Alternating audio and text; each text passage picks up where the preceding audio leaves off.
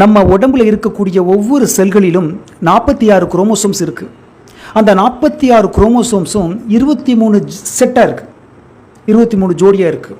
ஒவ்வொரு ஜோடியிலையும் 2 குரோமோசோம்ஸ் இருக்கும். ஒன்று அம்மாட்டிருந்து வந்திருக்கும், ஒன்று அப்பாட்டிருந்து வந்திருக்கும். இதுக்குள்ளே தான் நம்முடைய மொத்த ஜாதகமும் அடங்கியிருக்கு.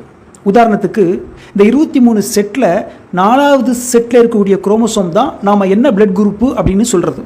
இந்த 4வது செட்டில் 2 குரோமோசோம்ஸ் இருக்கும்ல, அதில் ஒன்று அம்மாட்டிருந்து வந்திருக்கும், ஒன்று அப்பாட்டிருந்து வந்திருக்கும்.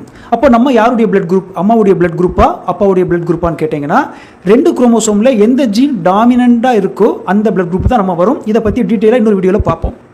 நம்ம ஆணா பெண்ணான்னு தீர்மானிக்கக்கூடிய குரோமோசோம்ஸ் 23வது செட்டில் இருக்கும். அது பெண்களுக்கு பார்த்தீங்கன்னா அவங்க உடம்புல XX அப்படின்னு 2 குரோமோசோம் இருக்கும்.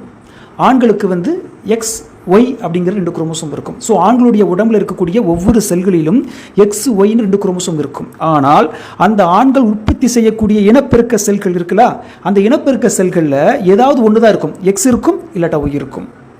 X இருந்துன்னா அது பெண் குழந்தையை உற்பத்தி பண்ணக்கூடிய ஃபீமேல் ஸ்பேம்.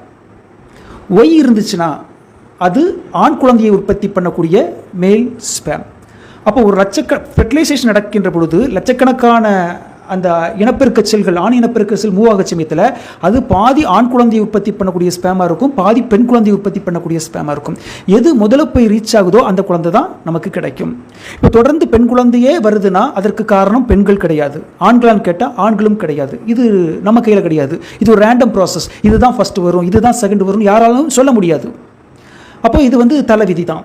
இப்போ பொறுத்தவரை எந்த குழந்தை பிறந்தாலும், ஆண் குழந்தையோ பெண் குழந்தையோ எந்த குழந்தை பிறந்தாலும் அடி நிச்சயம். ஆனால் என்ன, பெண் குழந்தை பிறந்தா அவங்க அடிக்கிறது கொஞ்சம் வலி குறைவாக இருக்கும், அவ்வளோதான் ஒரு சந்தோஷமான விஷயம். ஆனாலும் எனக்கு ஆண் குழந்தை தான் வேணும் அப்படின்னு அடம் பிடிச்சிங்கன்னா அதற்கு ரஜினி சார் ஒரு காமெடியாக ஒரு சின்ன ஒரு ஐடியா கொடுப்பார். என்ன சொல்கிறாருன்னா, டெய்லி நீங்கள் சாமிகிட்ட போய் பேசுனீங்கன்னா உங்களுக்கு ஆண் குழந்தை கிடைக்கும், சாமியே உங்கள்கிட்ட பேசணும்னு ஆசைப்பட்டா உங்களுக்கு பெண் குழந்தை கிடைக்கும்னு சொல்கிறாரு. இதை பற்றி ஏதாவது உங்களுக்கு கருத்து இருந்தால் நீங்கள் ரஜினி சார்கிட்ட தான் கேட்கணும்.